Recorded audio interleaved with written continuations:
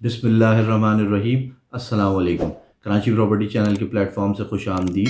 जैसा कि आप जानते हैं, मैं कराची प्रॉपर्टी चैनल पर आप लोगों को स्कीम 45 के हवाले से जो है वो प्रॉपर्टी की अपडेट्स, प्रॉपर्टी की डिटेल्स और प्रॉपर्टी में कहाँ कहाँ इन्वेस्ट करना चाहिए स्कीम 45 में, ये टिप्स इस हवाले से गाइड करता रहता हूँ।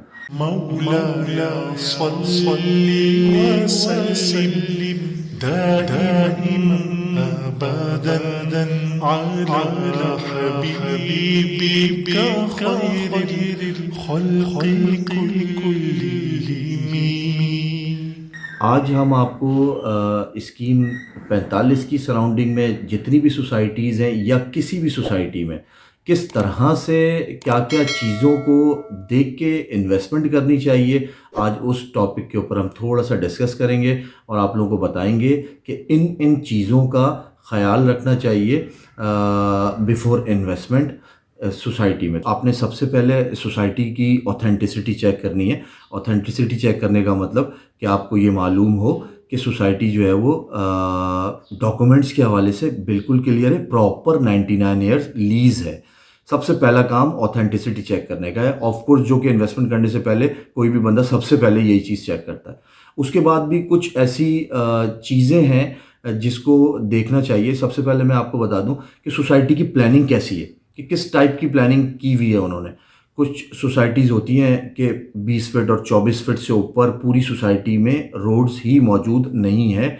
मैं आपको अगर आप मेरे पास आएंगे तो बता सकता हूं कि उन सोसाइटीज़ के रेट में और दूसरी सोसाइटीज़ एक ही जगह बिल्कुल बराबर बराबर में, नाम मैं अभी लेना नहीं चाह रहा, सिर्फ प्लानिंग का फ़र्क है। और उस प्लानिंग का फ़र्क ऑफ कोर्स फिर वो आगे जाके जेंट्री पे पड़ता है। और कैटेगरी अगर उन्होंने छोटी रखी है, प्लानिंग छोटे रोड्स रखे हैं, तो फिर ऑफ कोर्स जो है वो सोसाइटी की वो ग्रोथ नहीं आती। तो मेरा पहला पहला पॉइंट आप लोगों से ये है कि ऑथेंटिसिटी के बाद हमें सबसे पहले सोसाइटी की प्लानिंग चेक करनी है कि प्लानिंग उन्होंने आया कि कितने क्या रोड्स रखे हैं, कितनी बड़ी सोसाइटी है, उस हिसाब से अगर बड़ी कैटेगरी है 200 या 400 की, उसके क्या रोड्स उन्होंने 40 फीट रखे हैं या नहीं रखे हैं, ये तमाम चीज़ें चेक करनी है।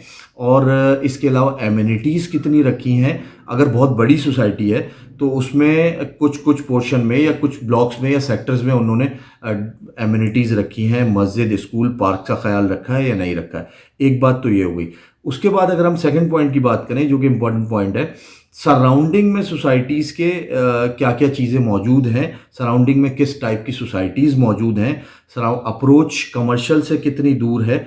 तो इन तमाम चीज़ों का भी बिफोर इन्वेस्टमेंट हमें जो है वो ख्याल रखना चाहिए। तीसरी चीज़ ये देखेंगे कि यूटिलिटीज़ में अभी क्या क्या चीज़ें मौजूद हैं, क्योंकि स्कीम 45 की सराउंडिंग में कुछ अंडर डेवलप सोसाइटीज़ हैं और कुछ डेवलप हो चुकी हैं, कुछ हो रही हैं।